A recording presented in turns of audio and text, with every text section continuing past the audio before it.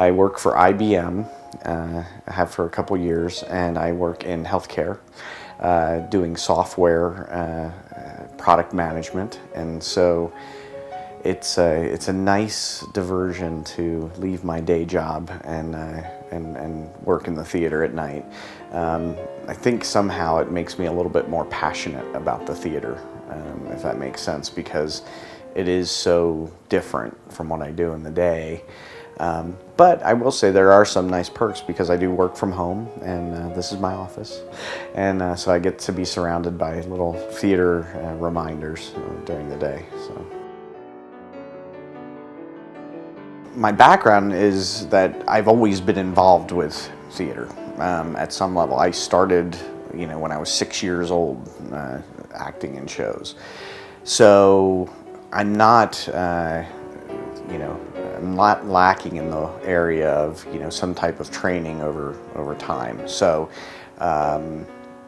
now the interesting thing is at some point in my life I did have a point where I decided that I would actually make my living as an actor, and I did that for a couple of years.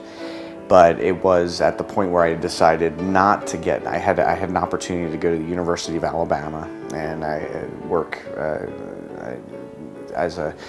it would have been a 3-year program in which I would have done some additional training, got my master's degree, but instead I went the direction of sort of the pedestrian job and went to work for AT&T. But I lived in the New York area in North Jersey, and so I got a lot more training and classes and things sort of coinciding with a regular day job. And in the end, I sort of had made theater a hobby, but boy, I mean, since I moved here in Utah, the hobby has just sort of taken off with all the extra time that I spend.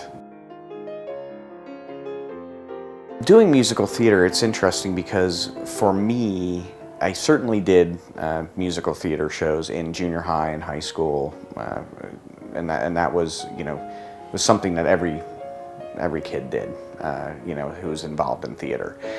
However, my passion was always to do sort of the straight shows. I remember whether it was in junior high doing Miracle Worker, or high school doing David and Lisa, then even when I stopped doing theater for a short time in college, I still was always doing music. Music was always something that was just a big part of what I did.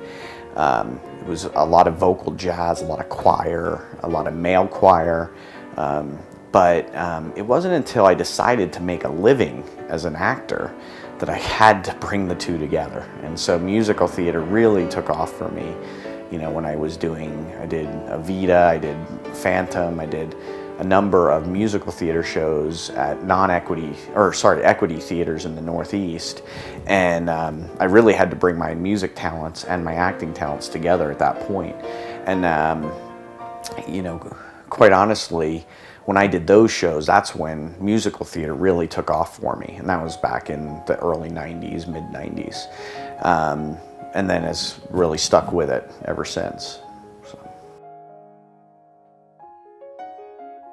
It was in Casey at the Bat. That was my first. I think I was the second baseman. But the one that I really like to talk about is when I think I was 10 years old, 9 years old. I was the snowman in Merry Christmas, Mr. Snowman. The title role. That was the first time I really played the title role, and that was a life changer. First thing I directed was, again, about 20 years ago when I was sort of making my living. I was in between jobs, and I went to Philadelphia, and sort of my first professional directing thing, let's say, was The Odd Couple in the Philadelphia area. And so I had just finished an equity contract in Boston, and had some time before this other contract that I was doing in Virginia, and so I took some time out and got a retail job and directed Odd Couple at night. I think for me, as a director, that first time I was still, a little bit immature about it. I was probably, what was I, 25 years old or something. I was young, and, I had a little bit of a resume as an actor, but as a director, most of the stuff I had done was behind a TV camera, and it was very technical in nature. So really molding actors and teaching young people the right way to perform on stage was something that even at that time was a little bit difficult and a little bit daunting. And I still remember, that experience and the things that I did wrong there that I still use to this day, 20 years later, to try and make my work at the shows that I do today that much better. So one thing I don't do is I don't yell. I don't use directing as like sort of a power thing, but that wasn't true of what I did in my very first show. I was terrible. It was like an ego trip, and I'll never forget the feeling and the regret that I have about yelling at this one actor in particular on the last dress rehearsal, and just the amount of regret I have about that. But it's good because it always sticks with me, you know what I mean? And it's changed me and who I am because of that. There's a few things. I mean, some of them are things that just worked for me over time of as an actor, and making sure that I bring sort of that raw piece of me into my directing, and making sure that that is what drives me. I have a book that a lot of the people who have worked with me know about, the True and False by David Mamet, and that book really affected me as an actor many years ago. But more so, it really drives what I do as a director, and making sure that people stay, that when they really remember what it is that they're performing on stage begins inside of them, that's where I really work as a foundation. I think that as a particular piece or moment then that has affected me over time was the experience that I had in Tale of Two Cities. In taking a musical, I mean, number one, everyone knows the book, but then taking a musical that just had such emotional depth to it, and making sure that the actor that performed in that musical really was grounded in that performance.